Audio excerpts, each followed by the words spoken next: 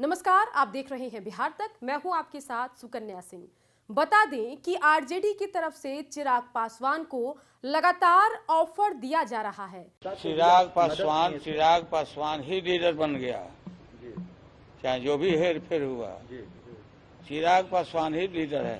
सारे लोग वहाँ बिहार में सब गुलबंद हो गए। क्या आप चाहेंगे कि तेजस्वी और चिराग एक साथ? हाँ, हम चाहते हैं। लालू जी ने कहा था कुछ दिन पहले कि उनकी इच्छा है कि चिराग और तेजस्वी साथ आए, तो क्या बिहार में नए राजनीतिक समीकरण भी देखने को मिल सकते हैं? क्या आपने भी कहा था कि डिसाइड तो चिराग पासवान को करना है, आगे चिराग और तेजस्वी एक साथ दिखेंगे? अरे भाई, हम तो जो कहना था वो तो हम लोगों ने कह दिया।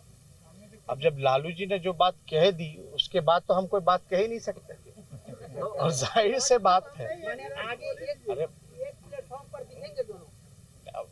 अब देखिए, अब हम पे बोल रहे हैं, हम तो कह रहे हैं कि जो लालू जी कह दिए, जब इच्छाएं जाहिर कर दिए तो उसके बाद मेरा कहने का कोई मतलब नहीं है। कभी लालू प्रसाद यादव खुला ऑफर देते हैं तो कभी तेजस्वी यादव चिराग के वेलकम के लिए तैयार खड़े दिखते हैं। बड़ा सवाल है कि आखिर महागठबंधन को चिराग पासवान रोशन क्यों नहीं करना चाहते हैं। इस सवाल का जवाब हम आपको दे रहे हैं।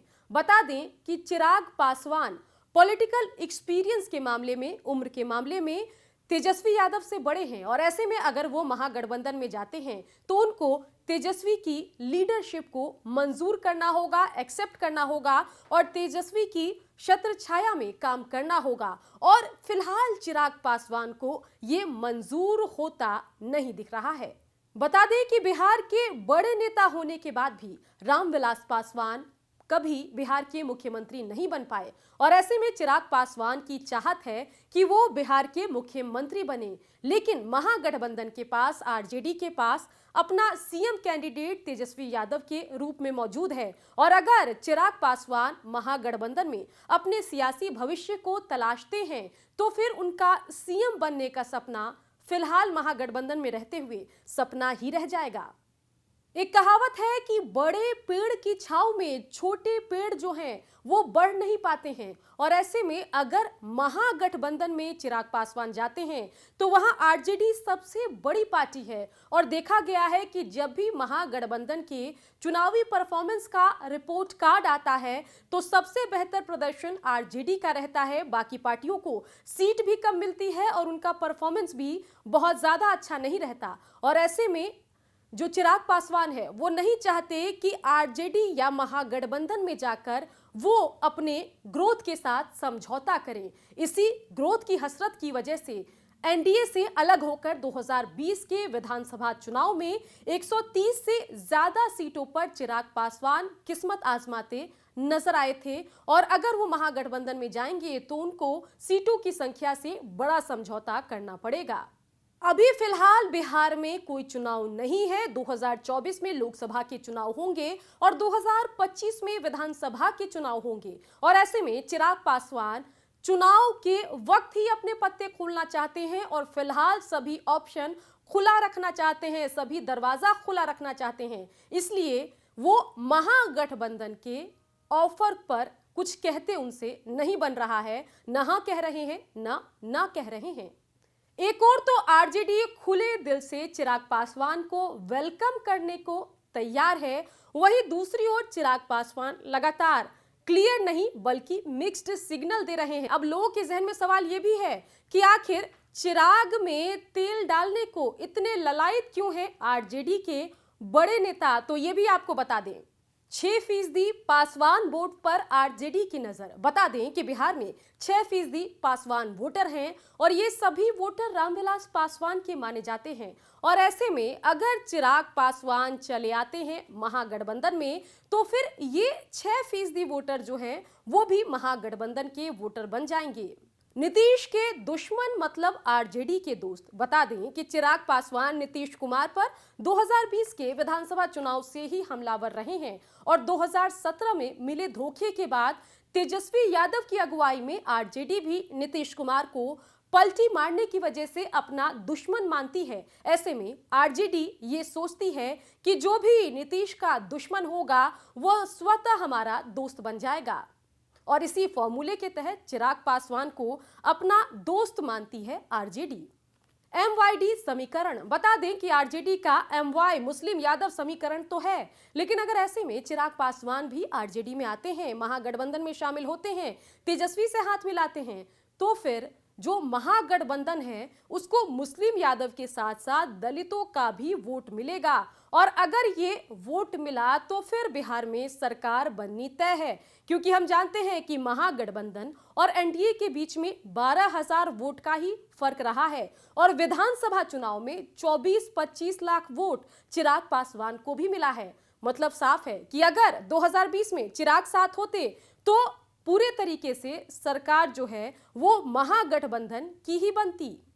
2025 का विधानसभा चुनाव युवाओं का चुनाव होने वाला है और ऐसे में युवाओं की राजनीति करने वाले दो नेताओं तेजस्वी और चिराग में बिहार अपना भविष्य देखता है। और अगर ऐसे में दोनों नेता एक साथ आ जाएं, एक गठबंधन के अंदर आ जाएं, तो फिर भविष्य तो उस गठबंधन का हो जाएगा, क्योंकि नीतीश की भी लगातार उम्र बढ़ रही है। लगातार तलाश के बाद भी एनडीए कोई बड़ा नेता बिहार में ढूंढ नहीं पाई है और उसी युवाओं की सियासत को देखते हुए आरजेडी की कवायद है कि कैसे भी चिराग पासवान को महागठबंधन से जोड़ लिया जाए। सवाल ये भी है कि आखिर ऑफर मिलने के बाद भी चिराग एक्सेप्ट उस ऑफर को नहीं कर रहे हैं। मतलब साफ है कि चिराग का एनडीए से मोहभंग होता फिलहाल नहीं दिख रहा है।